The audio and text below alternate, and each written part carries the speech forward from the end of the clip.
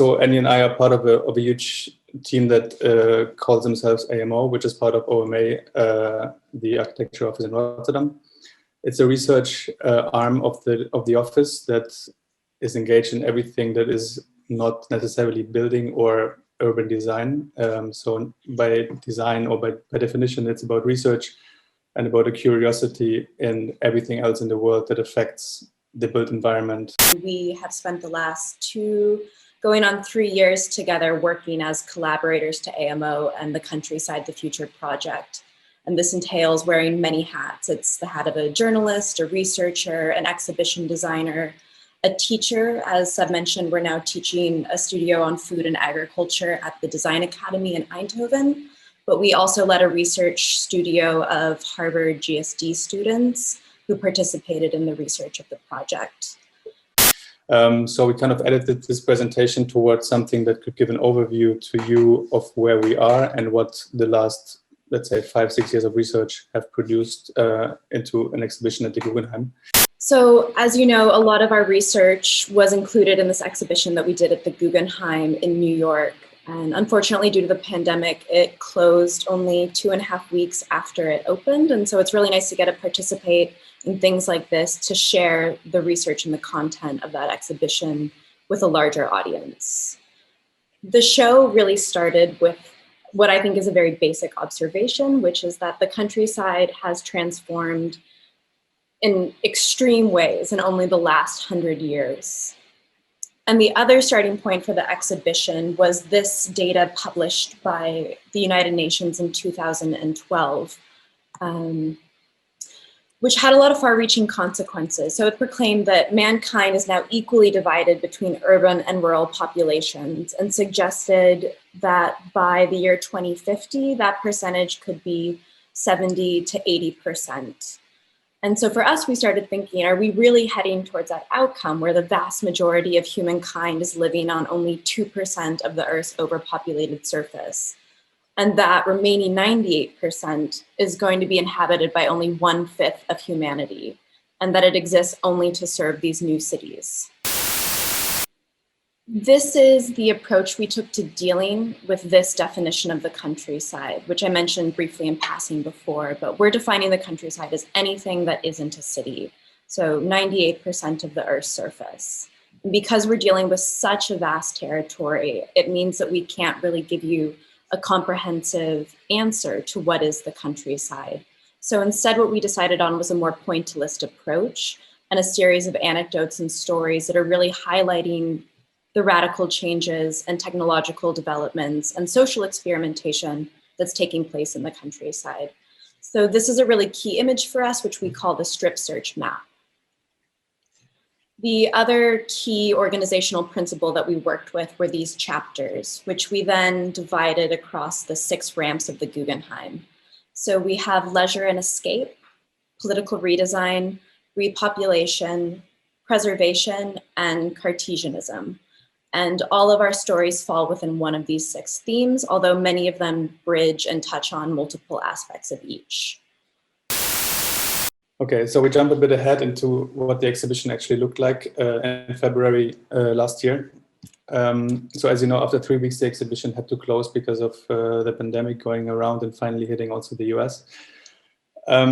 Anyway, we would guide you through the exhibition from the outside to the inside and then up all the ramps like Frank Lloyd Wright intended to do, but the other way around, basically.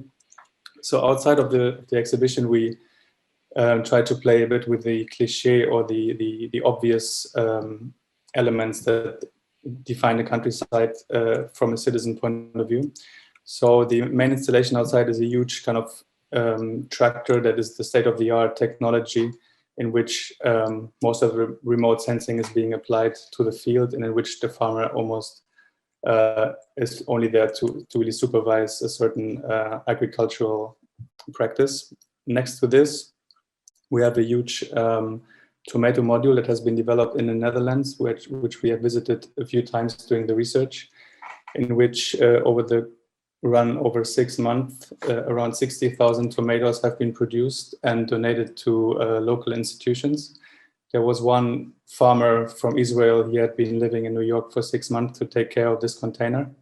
And from the beginning, once we opened the windows, this kind of, cliche, but then in the end, very efficient pink light has attracted a lot of attention from visitors and just passes by from the beginning. And then ironically, also after those 3 weeks, of course, it became the only active element on Fifth Avenue, even though this is one of the busiest street in the world, or at least in New York. And the show must go on, even though no one could really see the interior or the content of the show. We were able to display a certain trend, a certain technology with this installation.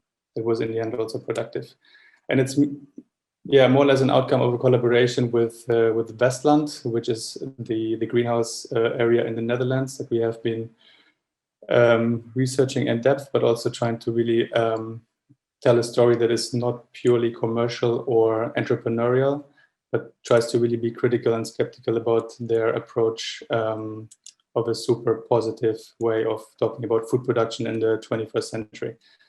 There have been some films and trailers about this kind of very atmospheric idea that is growing in the countryside at the same time. Entering the exhibition, we start with a collection of cutouts that decorate the rotunda floor of the Guggenheim. It's an analogy to a mosaic in which leftover of food, of feasts of a certain event are being collected in order to show a certain variety and richness of content, and we transform this into pieces that are either part of a certain chapter within the show to make a reference there, or it's because there's so much research produced over time through Harvard, through AMO and other collaborators, that we try to really collect and also demonstrate and display how vast the countryside as a territory is in all its variety and absurdity sometimes. On the other hand, we also try to use really the architecture of the Guggenheim to hang things vertically, to play with the shape and the spiral going around, and we installed some hanging objects like a satellite that is remote sensing agricultural fields, a hay bale, and an underwater drone, as you can see here, that is actually detecting starfish in the Great Barrier Reef because they're overcrowding the whole area underwater. You were also asking before about the air or the sea or the water, if we can call this countryside or if it's just the earth. And we also try to really play with this border of, we argue that only 2% of the Earth's surface is actually inhabited by humans. But this only counts if you really count the sea, which is more than 50% of the world's surface.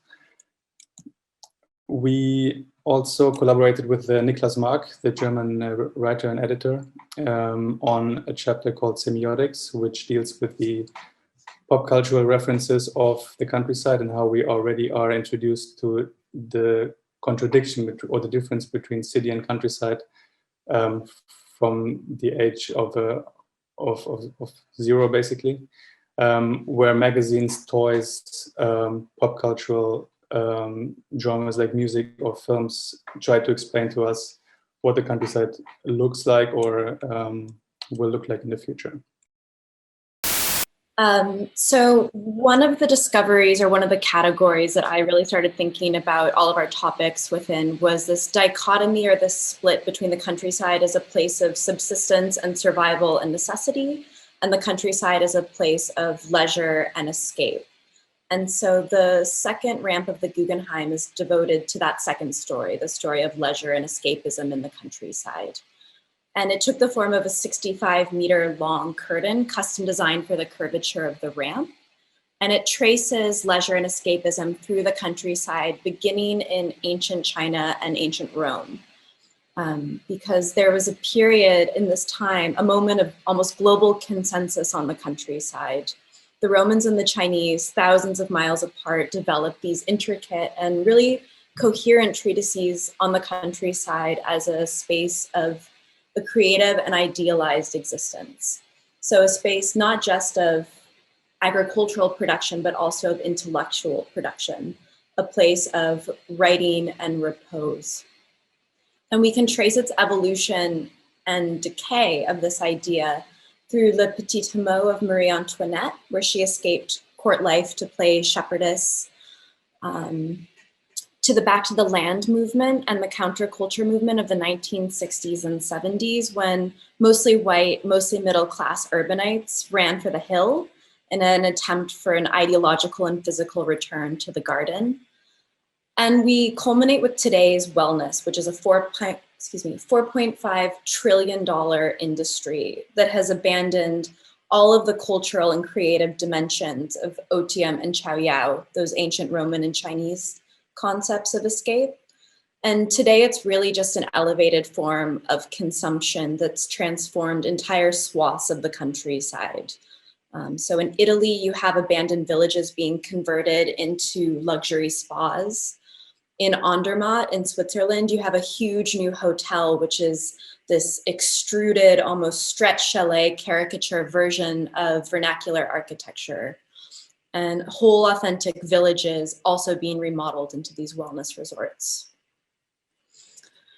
Ramp 3 is devoted to the topic of political redesign, which is focused on a mid-20th century period post-war, where political leaders were driven by need, ambition, ideology, and new politics to create a number of massive proposals for radical redesigns that transformed large sections of the entire globe.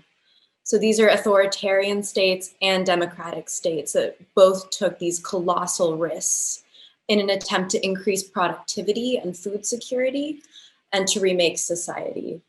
And whether or not we agree with their policies, I think in many cases we don't and may be violently opposed to them, we're still living in a world that's marked by these Promethean efforts.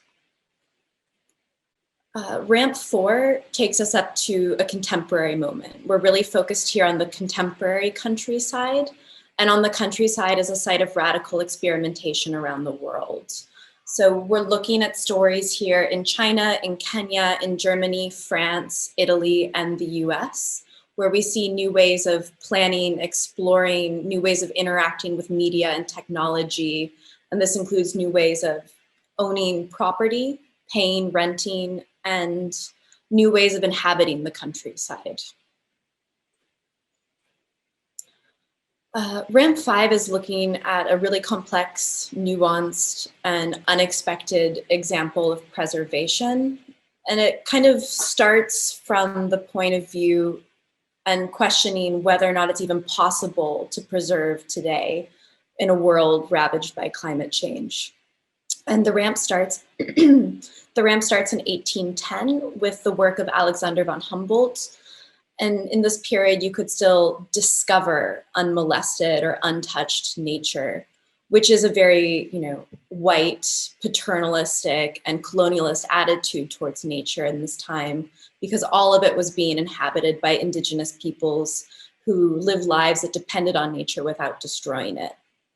But 200 years later, now the narrative that exists around nature is one of salvation. We have to save it. So this ramp really explores how did we get here and what are the unintended consequences of this saving.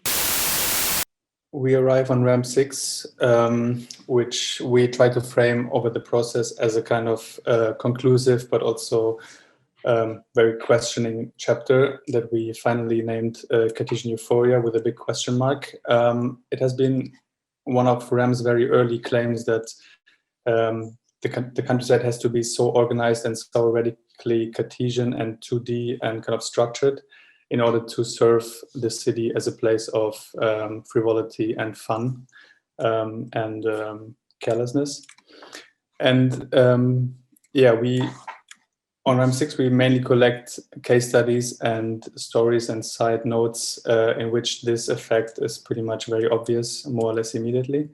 While on RAM 5, we end with the question of what nature is in terms of, in relation to preservation. Here we try to frame nature as in combination with technology per se, starting with the idea of how Cartesian actually found its source in Westland, and we discovered that René Descartes himself actually went to the Dutch army and might have invented the kind of organization of land of current greenhouse organizations. We collected a few case studies also in terms of objects. This is a machine called the Phenovator that is being used in Wageningen University to measure the ability of plants to do photosynthesis. And by that measurement, trying to really improve and optimize plant production to an absurd level of detail. We here look at an area on the border between California and Nevada called TRIC, Tahoe Reno Industrial Center, where huge areas of flatland are being used for the data storage, data centers of companies mainly from Silicon Valley, who, because of tax reductions, place their infrastructures behind the border, and at the same time, being so out of scale and being so without limits, there's a kind of new urbanism and a new way of architectural design appearing that can really function without the presence of any humans. So in a way, an architecture without program. At the same time, those interiors create very mesmerizing images that for us at first glance are probably very exotic and inspiring and exciting. At the second view, it's a very critical prognosis of what our profession might run into in the coming years or centuries. We kind of end with a more hopeful way of looking at farming, which is the pixel farming concept also in Wageningen. But the idea that pixel farming, going back to indigenous knowledge, can create a certain variety within the field, and by that kind of algorithmic organization create a very diverse field of plants that looks wider than nature itself.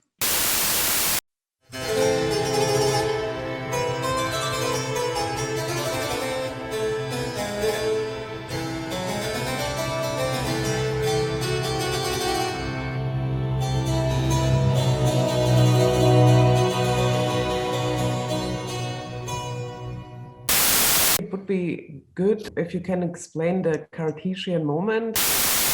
In general, it's really about the definition of a certain planning of land. So one of the first claims before actually Ram Koolhaas started to think about this being an exhibition or a certain outcome, there was this observation that the countryside is so much more radical in terms of restructuring than any smart city can be, and how we can really observe this. Is it only coming down to the fragmentation of a certain land to be hyper efficient, or is there actually a turn back to making things more natural but through technology? So everything on the edge between a kind of romanticizing of the countryside versus a technocratic version of it is where we move with the Cartesian chapter, I would say.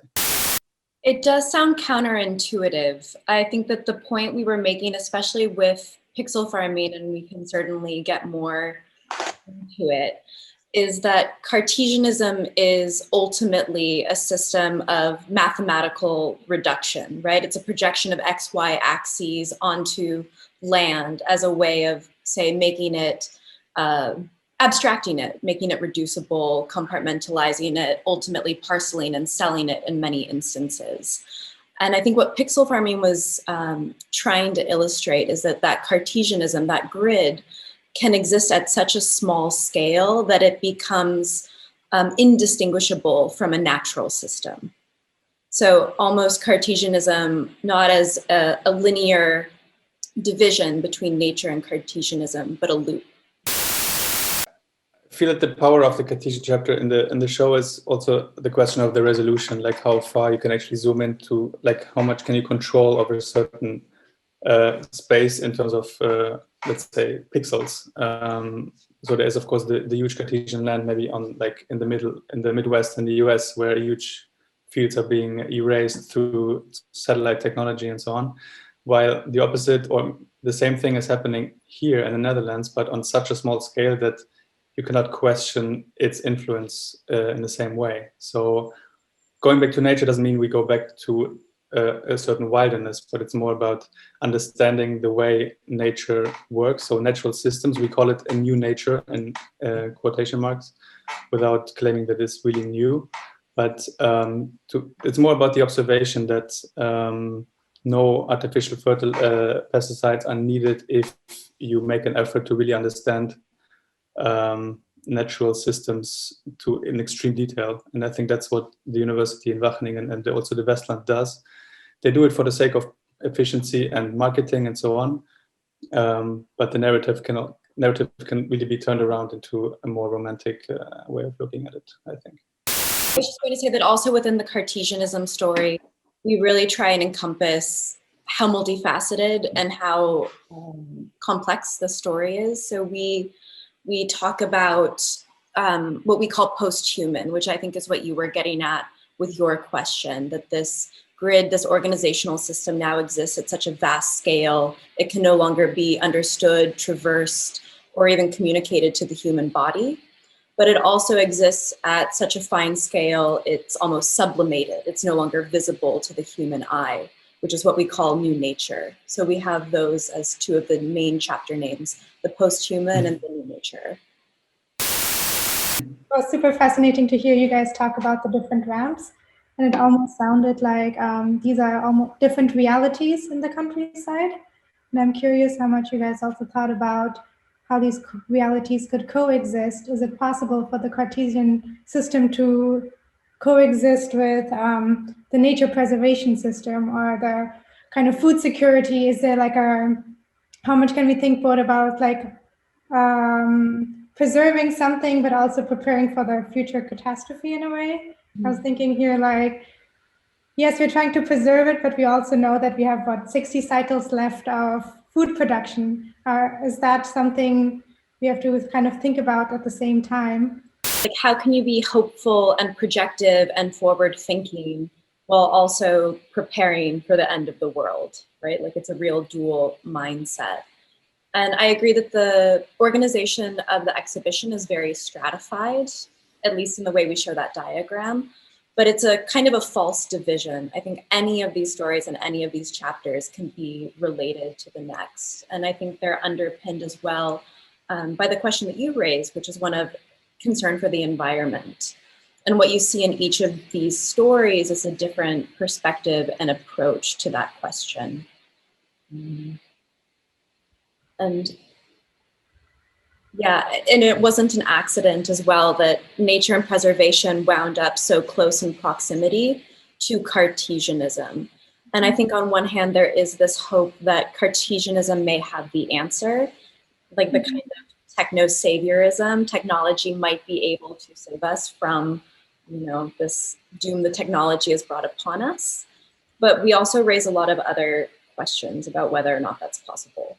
Your questions pretty much justifies why this exhibition even exists. I think the coexistence of all these little stories, maybe on their own, they are kind of extreme and radical and can represent a certain trend, but also the fact that we put everything into one space, into one museum, you can read that these things actually coexist, even not at the same space or time, but at least in a certain idea, they are all on the table. And maybe it's just a moment of kind of trying to frame them together and see what happens if you apply them onto each other. So I think that's a very fair and very interesting question. What pixel farming proposes and what you said is more like a variety of things and synergies between natural systems and ecosystems. So, but it's also, it's very small, it's pixel. And my question would be, have you thought of ways how to make it, like how to actually use this technology to make it big in a bigger scale, and how would that affect the countryside or the way we think about it and we think about natural systems in the future? We haven't been thinking about it ourselves so much, but we work with the woman who's basically the initiator of this whole project, who does her PhD on pixel farming. I think 2 or 3 weeks after the opening of the show, she has been invited by a Dutch farmer who was kind of, he saw the whole project in the exhibition in context of countryside, and he asked her to scale up her test field basically in the Netherlands. So there was an idea to really see, if we talk about a certain resolution, there's a minimum or the maximum grid size is 50 by 50 centimeters. And how far can you go into the big again to see if we don't end up with another monoculture again? So this is really something still in progress, and it's another question of scaling, because we zoom in, now we have to zoom out again. And we honestly don't know the answer to it. And also she doesn't, she's being asked all the time because it's a very promising adventure, but questions are solved on a different scale than we know farming from the top, for example. So the first question that you posed to us is, what is the place that we are calling the countryside? What is the countryside in the 21st century? And you mentioned specifically that it's neither an idealized village, this kind of bucolic pastoral landscape, and it's not untouched nature. In this exhibition and within the AMO research context, the countryside is really a catch-all for any landmass or body of water that isn't the city. And this does include things like the Sahara Desert, the Himalayas, as well as data centers and massive monoculture farms. But it's not just a location, it is a condition. And the countryside encompasses not just land, but people, ideologies, and politics.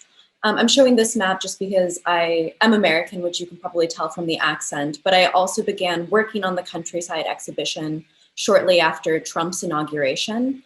And the 2016 election was really a wake-up call that not only is the countryside land and territory as we think of it, it is occupied and it has agency. And the other definition of countryside that I've always used is that the word countryside implies a human influence. It's terrain that is proved up, cultivated, and transformed. And by that definition, quote unquote, like untouched or pure nature no longer exists. Because of climate change and global warming, humans have impacted every square meter of this planet, even the most remote corners of the globe, its depths and its atmosphere, and certainly not in a positive way. Even in Siberia, a word that's synonymous with remoteness, we're seeing the effects of global warming and climate change. This is a methane crater, which is a violent eruption of ice and earth that happens when methane becomes trapped under the layer of permafrost.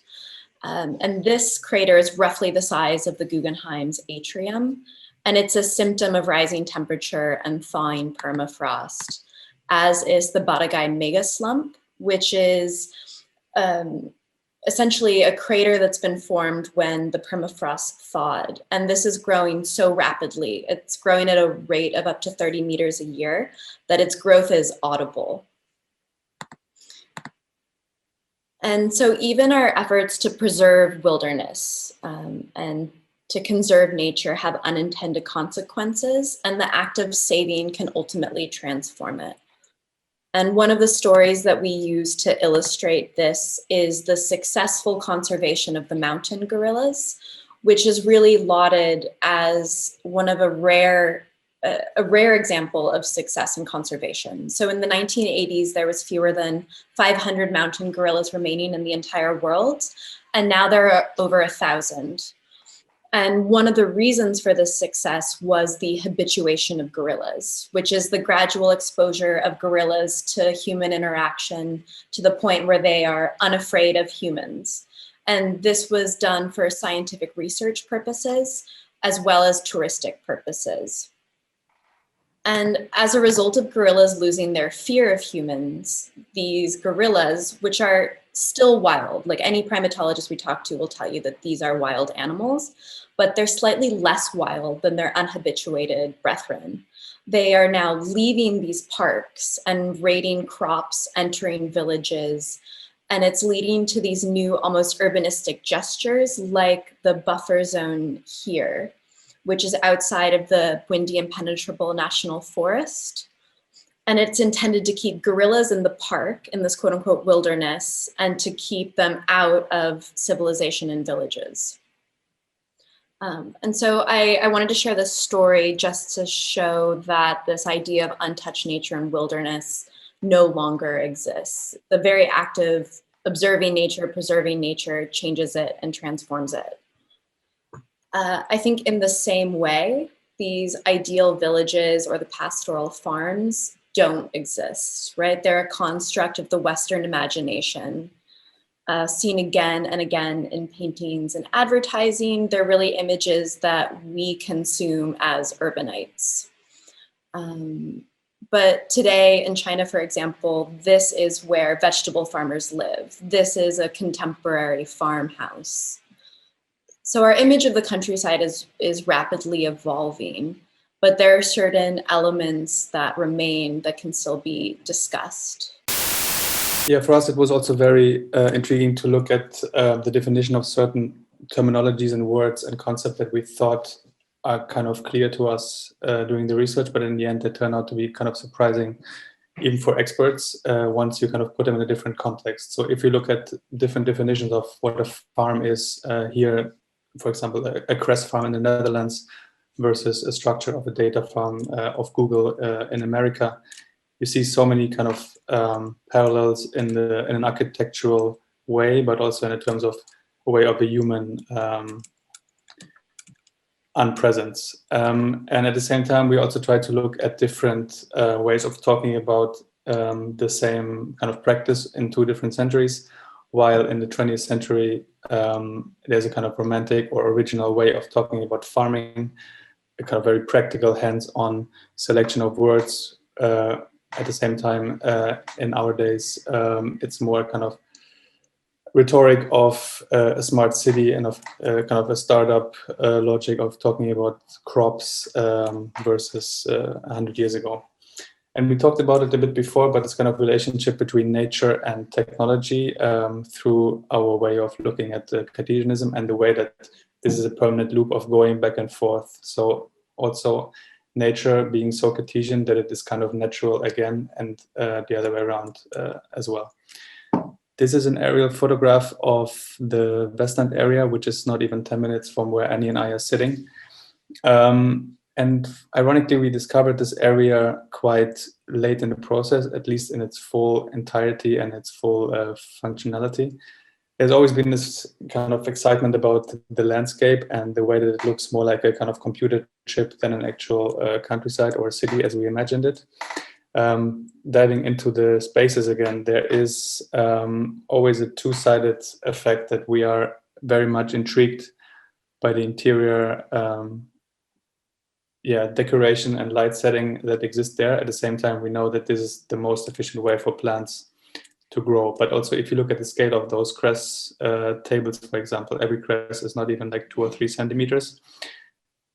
And then again, the argument, if we talk about food production, the Netherlands are the second most productive food exporter in the world. But then again, if you look at the content of what is being produced, here it's cress.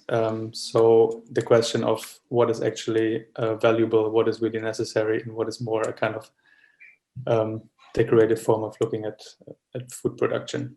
And this is an image that I promised before when we looked at the exhibition. This is the result of a pixel farm that looks like this on a computer, like a kind of randomly assembled field of different crops. And every semester, or let's say every season, this field is being reshuffled. And over time, in a 5 or 6 year process, trying to really understand which neighbors are ideal for which other neighbor, in order to then eventually find the perfect, if that even exists, composition of such a field. And then again, the test fields now at Wageningen are quite limited in terms of size, but also in terms of manageability. And there are efforts from all the different sides to scale it up and see how serious this can become as an experiment for a very sustainable and environmental friendly exercise. Another extreme case study, which can define what the countryside has become or might become even more, is this strip in the US that we mentioned before. It's basically one highway that goes from North Dakota to the south of Texas throughout the whole country. And we have been working with Harvard and other collaborators of AMO to produce a 40-hour drone film that has followed this road and purely filming the scenery of all the fields that are left and right from it, really showing that there has been no more detail left to this landscape. Everything that has existed in terms of local communities or even little trees have been completely run down for the sake of efficiency and robotization in a way. But also here again, you still see tractors, you still see some trucks. Everything is being remote controlled from the air through satellite imagery. This is a John Deere advertisement from 4 or 5 years ago, in which a farmer is being advertised as a figure that is basically just there in order to control the computer and not the other way around. So the question of what the farmer actually still does versus the computer is still very relevant here. And then also again, if you talk about remote sensing, it's not purely about kind of still life plants, but it's really also using migrations of animals to being controlled in a way, in a more political sense.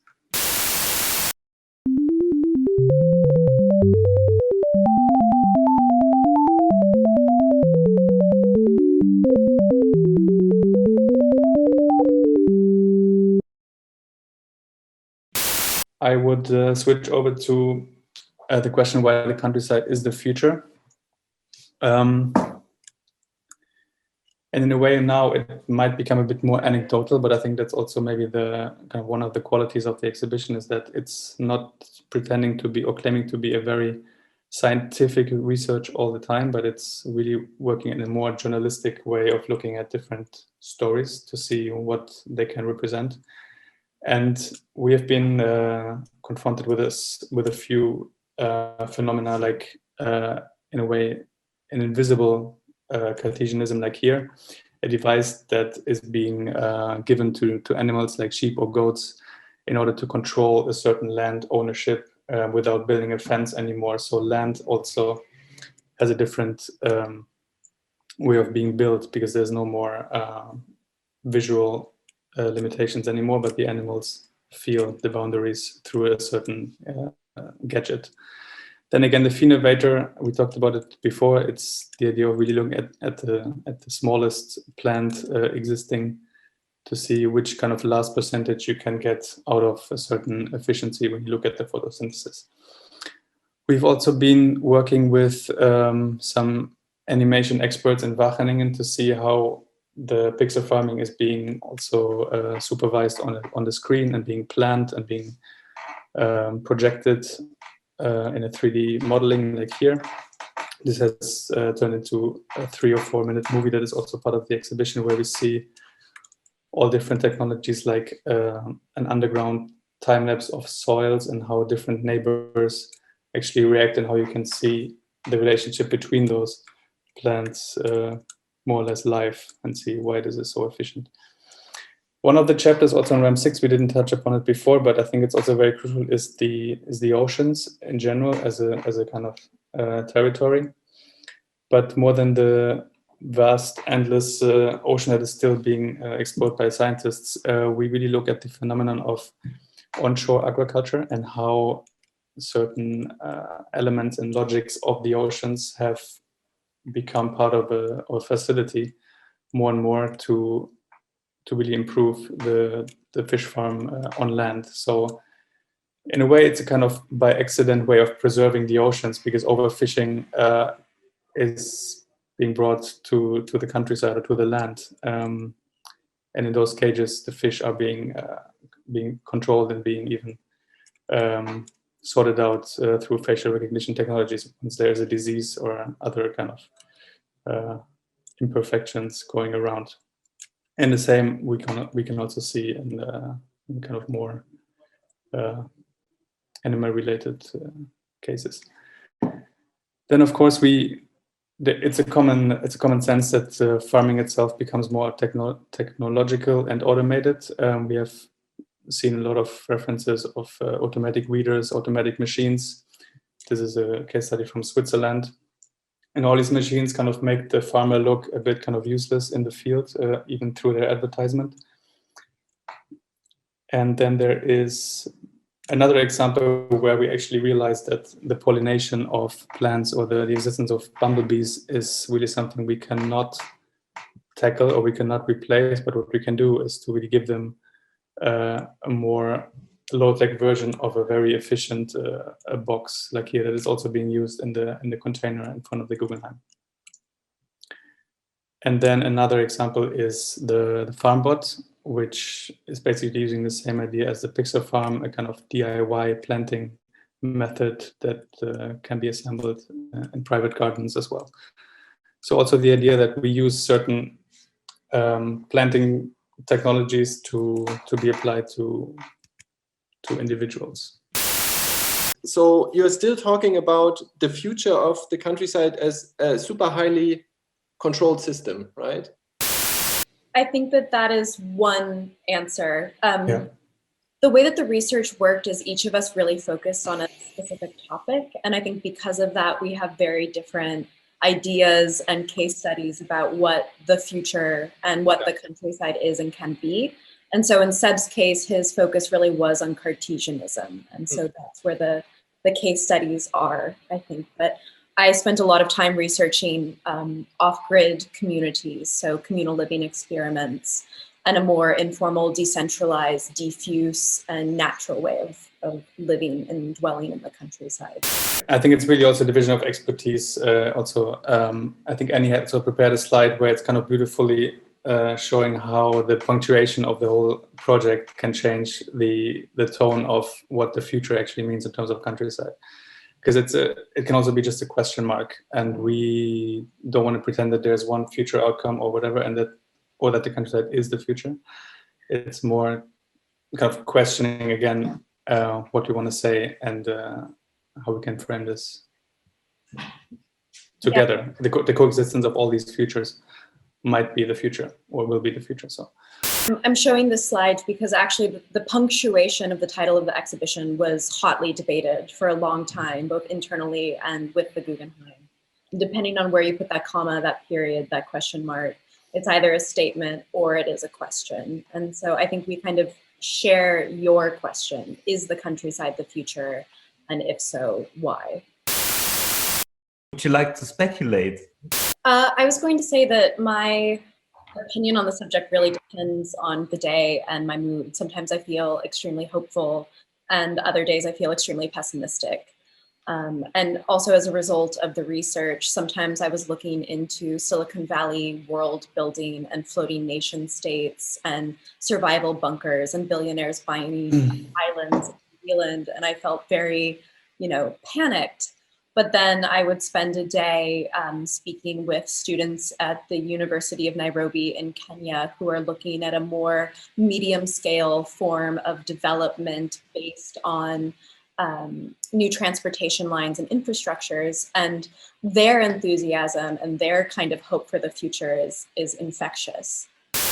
I think the other thing that has really shifted since the opening of the exhibition and when the research began is, of course, the COVID-19 pandemic. And I don't know that we have to dwell on it overly much, but I think that this exposed a lot of fault lines within cities, especially, and also global supply chains when it comes to food. And so a lot of the case studies that we look at are particularly in these off-grid communities. It's all about self-sufficiency and survival. And it's not always very appealing, the solutions that they come up with, but what they demonstrate is that it's possible to exist outside of this prevailing system of consumption and reliance on these extra large technologies. So, like I started to say, that this pandemic has really hinted at possible futures in the countryside. And so something that I've seen a number of people write about since this started is the Decameron, which is a 14th century story that tells the tale of 10 wealthy urbanites who flee the city of Florence to escape the Black Death. And it's something that I touched on before, but really the duality of the countryside as a place of survival and subsistence, but also a place of luxury and hedonistic pleasure that's becomes only accessible to the wealthy, and how can you reconcile those two, and can they be? And so we've been seeing a lot of headlines like this about our generation in particular fleeing cities and the way that that is affecting rent prices in cities like San Francisco, for example. And as I mentioned before, a lot of my research was into the Back to the Land movement, I focused on two periods of communal living experiments, the 1960s and 70s, which I think we're all very familiar with. You mentioned in your questions the Lebensraum movement in Germany, but also a period in the 18th century where there was a lot of communalism and communal living experiments in the United States. This is a timeline that we developed that was in the show. It's difficult to see at this scale. So I will show you this one, but what it's trying to show, what it's trying to get at is the longevity of some of these communal living experiments. So this is focused only on communes and communities in the United States, but many of these began in Europe. So one of the groups that I looked at are the Hutterites, who originated in the 16th century in Austria and still exist almost completely unchanged in dress, in language, in farming practices to this day. And we often talk about the failure or the collapse of the communal living experiments of the 1960s and 70s. But if you really delve into it, there are a number of communes and communities that have existed and persisted to this day. So going on well over 40 years at this point. And what we tried to look at is, what do these communities that survived have in common? So one of the big ones is farming, really the necessity and how vital it is to have subsistence agriculture. And the other things that they had in common, which led to their survival, was a cohering belief system. With some of these older groups, that belief system is religious.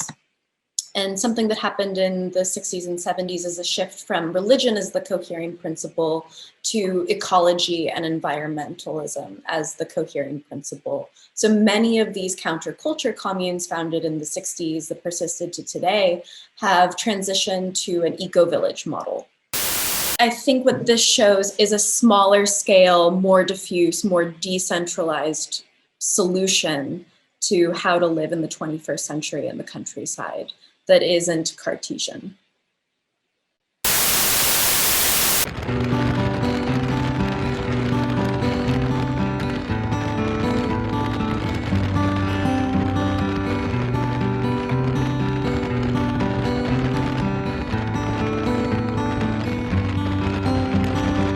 I left the city and the tornadoes from my house. The town turns look like mutineers, and when it's bad time you hear all that can scream, and those rumors spread like fire. You feed on your lowest desire to be in more than anyone. Drunk at the barbecues in the evening sun. Time to go for a run. When you're done.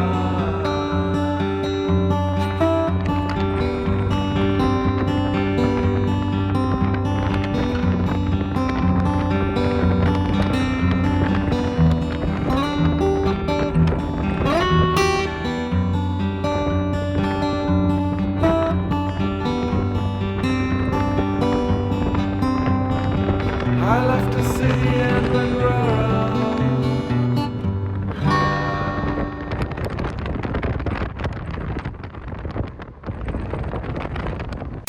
This somehow touches the field of politics of identity making. I mean, as you mentioned, through religion and then through shared belief, the countryside, whatever in detail it is also the political battleground at the moment. Because like this escapism, the small communities, it's a pretty interesting thing.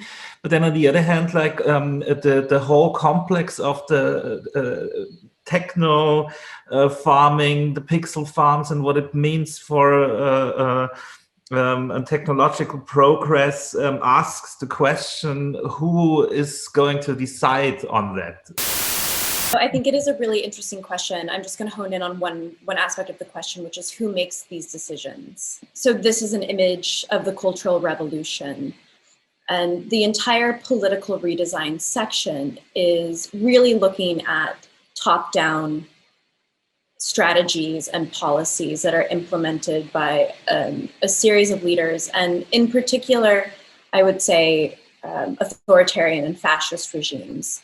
But because of this top-down organization, they implemented a series of master plans that had, far-reaching implications and body counts in terms of the Soviet Union and China under Mao. We call this political redesign, but we're really talking about extra large political redesign. And I see those small communes, and indeed the identity politics, as a form of extra small political redesign, where decision-making is through consensus, which is often very complicated. But in order to get to the table of these small groups, you have to opt out of the prevailing system. And so that's why so many of these successful groups are really isolated.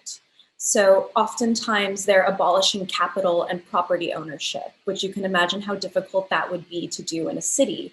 And so the countryside and the isolation that it promises is really vital and necessary to even begin a new kind of politic or a new kind of identity conversation. One of our main questions and main focus in BB2040 is infrastructure. And I think infrastructure is one of the vital things also for your project. It actually connects many spheres together, but somehow also the dominion of the urban over the countryside is mainly regulated, not just through policy, but also through infrastructural kind of ground network to extract things. As you said at the beginning, also to enable urbanity in all its splendor, exuberance, and also exceptionalism. Can you maybe a little elaborate on your idea and your approach to infrastructure in both ways? I think, like Sebastian, you probably can refer to it much more in a technological way, I guess, how things in the future are kind of controlled and what vital role infrastructure might play, but also where it might be lacking or where we can see underfunding, a lot of problems actually that will occur. What is for us the most, one of the intriguing things is that these technologies and infrastructures become in a way invisible and therefore seemingly harmless, even though they have a crazy outcome through different professions or fields of human life. So I think everything that relates to, let's say, the remote control or the remote sensing of certain natural domains like animal migration or plant division in any kind of landscape. I think these are kind of new infrastructures that observe, that kind of affect life on Earth, basically. So not so much, I'm not thinking so much about the infrastructure in a techie or material way, but more in a kind of digital or software related domain somehow. I think that the question of infrastructure is a very interesting one. And I think one of the reasons it's so difficult to opt out of the existing and prevailing system is because we're so reliant on infrastructure. We're reliant on transportation, internet, supply chains, all of these things. And so with the off-grid communities, you have to opt out of those. And so it means having a septic tank instead of being on the sewer. It means perhaps opting out of the internet. So it's quite, I would say, an adversarial stance to existing infrastructure. And I want to show a quick map, which I think is a different kind, a more hopeful story about infrastructure. So on the left is a map, which is a projection by UN Habitat of what the continent of Africa will look like by 2063, which is mass urbanization like we've seen in India and in China and a lot of the developing world. On the right, we have an alternative scenario, which we've called several different things. This map says villagization, which is, it turns out, quite a problematic term. But what this map is trying to illustrate is the way that we can take advantage of infrastructure that already exists. And in this case, a colonial infrastructure of the British train system and a new top-down infrastructural system, which is being built by China. So the red lines are the projected railroads, the standard gauge railway that's being constructed by private Chinese companies. And what the dots are showing is the way that this railroad could enable the diffusion and the decentralization of 2.2 billion people, which is the projection for 2063.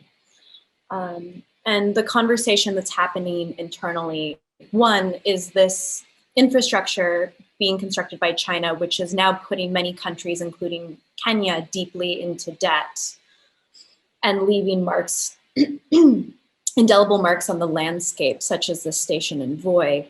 Is this a new form of colonialism, or can this infrastructure be reclaimed by the inhabitants of these cities for a more hopeful future?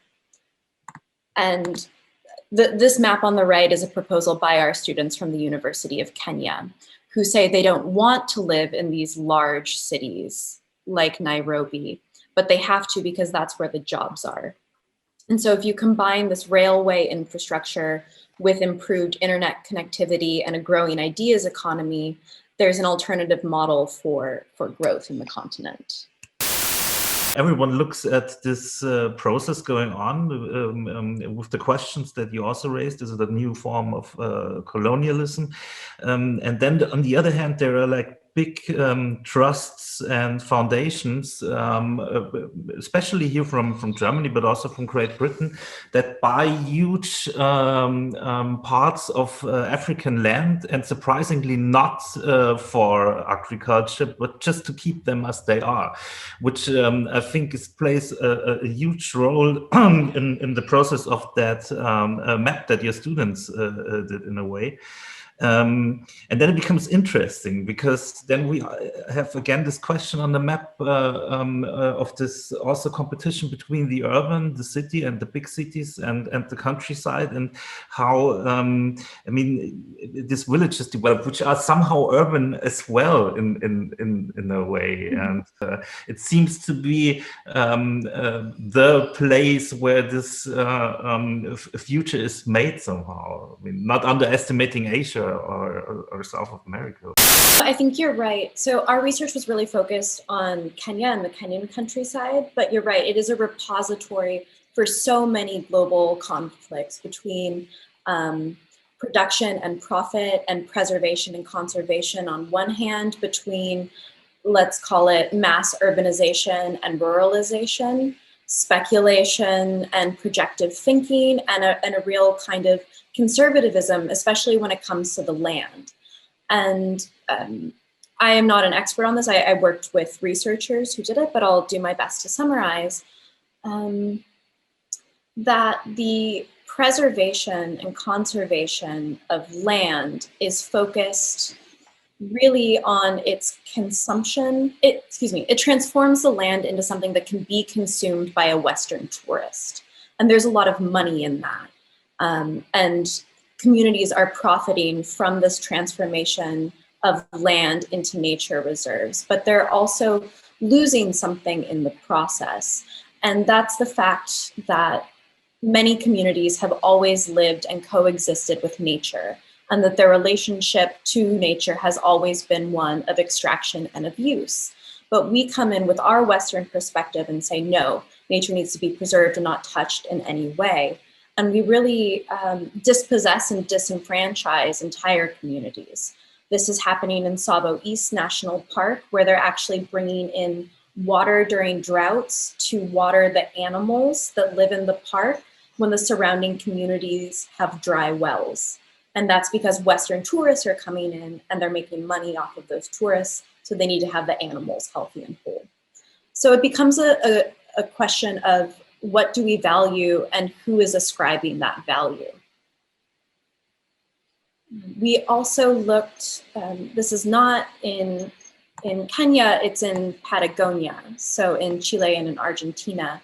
We have a whole chapter called Buying is Saving, which is really looking at conservation in the age of neoliberalism and this private conservation model as the prevailing and dominant form of protection in the 21st century. And so we were looking at the Tompkins Foundation, who Doug Tompkins is the founder of eSpirit and Patagonia clothing brands.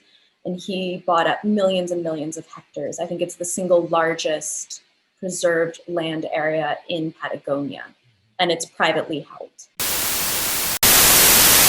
The last ramp was the Cartesian euphoria. And when you introduce it, it seems to me like this is, you know, the outcome of the whole research thing. And this is the end kind of the project. And now I have the impression that there's much more to it and that there are this thing happening parallel. Did you have struggle with designing the exhibition in this building? I mean, there's a very simple answer saying yes, and it's a very complex one because we spent, I don't know how many hours and days and weeks purely on the organization and what goes where, because I mean, it's a privilege to work with the Guggenheim as a machine, because it's really this kind of, it's a container, it's made for storytelling basically. And we were still maybe the first ones to use it in that way. But also the creation of all the content and the research always happened in parallel with where does it fit into the main narrative? Because it's, once we really understood that each ramp has its own kind of character and theme, we still have a certain organization by bay. So on all levels, there needs to be a certain structure within the bay, even within each architectural element of the floor and the walls and the ceiling and so on. The whole thing needs to be in a certain sequence. So we started in a way with this kind of more historical overview. There's also the high gallery, which we kind of skipped for now, but which introduces all the questions that we had over the last years, as a just kind of throw up of all the curiosities we have, together with a slideshow of maps that shows the overload of information we get of the countryside without being able to digest any of this. So also like things like the semiotics column have not been there from the beginning. It's like it's a crazy iterative process that led to this final outcome. And now it looks completely logical, it makes sense, but it's been a very painful sometimes way to really find a way. And also the idea that maybe the Guggenheim is made to be visited from the top down. We kind of ignored that fact in a way. Still, you could do that and you could read the whole story completely differently if you start with this more utopian, dystopian point of view, and then you end up with a more romanticized way of escaping the countryside. Could also be very interesting. I think we have no experience of how people use that, but these are things that also for us show that there is more to that than just what is in the Guggenheim. I mean, by nature, it will continue in discussions. There will be other formats to show this. The idea was also to have the exhibition travel to other places, and then again the context would change purely by being in a different country, politically very challenging as well. So yeah, I mean, I think the architecture of the Guggenheim was great for us in the end of the day. So. I know we only have 2 minutes left. I want to show you quickly some of the thought process that happened in this organization. So this is what we wound up with, but we also have dozens and dozens of possible permutations and organizations. And it was a really laborious process. You know, we played around with chronological, with themes, with locations. And there's a great Mallarmé quote, which is that, you know, a poet never finishes the poem, he just, you know, stops. And I think that's what happened here, is we had to stop at a certain point, and this is where everything was. But the story is just as strong, whether you tell it backwards or forwards or fragmented. Do you think like that the exhibition in the Guggenheim is the way to not just tell the story, but also maybe to kind of, it's the best kind of way to express countryside, the future? Or do you think there are other kinds of mediums or other ways after now you've done it? I don't actually know what your mission really is. You know, is it intended to be brought out? Is it a wake up call? Is it a kind of a magazine way of introducing it into like a broader public? Because that due to COVID didn't happen, but somehow I think all of this is there, and you have to have some intention to what to do with it. But the question is like, do you see any other kind of medium, or is this exhibition now actually the best way? It's more like a kind of kickoff of a certain idea that has been spinning around for a lot of time, and it has been very urgent already a few years ago, but now it kind of happened. You went from a very specific question to a very wide one, so I tried to move within that. Yeah, it's hard to say if there had been a better place to tell that story. I think first of all, it's just extremely exciting to do something in a museum that is not art. Or I might even have to contradict a few people, but I think still this whole work together in a way becomes one piece of art in itself also, which gives a bit the legitimization of why it is in such a museum.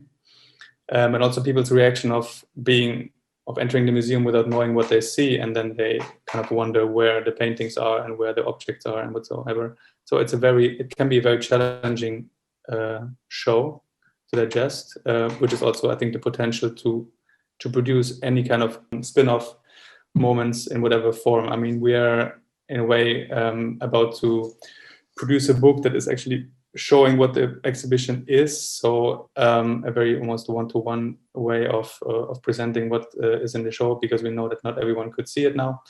We're still aiming to produce some kind of film or movie or virtual tour that we started in the summer, then it has been put aside, but to bring it out in a different way. So not so much, I mean, a mission statement I think is always kind of tricky to say if that exists, but there's an urge to share it beyond the museum for sure. The content and the interest in the countryside predates the Guggenheim and predates even the desire to do an exhibition of it. I think it was driven by a real and genuine internal curiosity. And the way that the content is presented in this exhibition is right for the Guggenheim, but that's because the content was packaged for presentation in the Guggenheim.